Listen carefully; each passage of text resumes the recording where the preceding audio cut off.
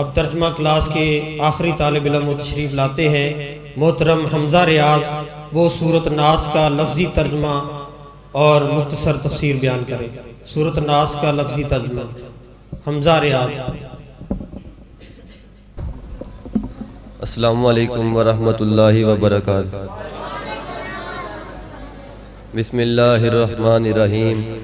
کل کہہ دیجئے اعوذ میں پناہ مانگتا ہوں برب الناس لوگوں کے رب کی، مالک الناس لوگوں کے بادشاہ کی، الہ الناس لوگوں کے معبود کی، من شر اور شر سے، الوسواسی جو وسوسہ ڈالتا ہے، الخناس بار بار، الذی وہ جو یوسوس وسوسہ ڈالتا ہے، فی صدور سینوں میں، الناس لوگوں کے، من الجنۃ جنوں سے، والناس اور انسانوں سے۔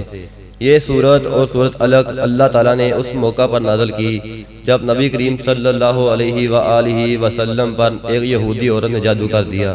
تب اللہ نے فرمایا، اے میرے محبوب، تم قرآن کی یہ آیتیں پڑھتے جاؤ اور میں تم سے جادو کا اثر ختم کرتا جاؤں گا۔ صدق اللہ علیہ وسلم۔ ماشاءاللہ، جزاک اللہ۔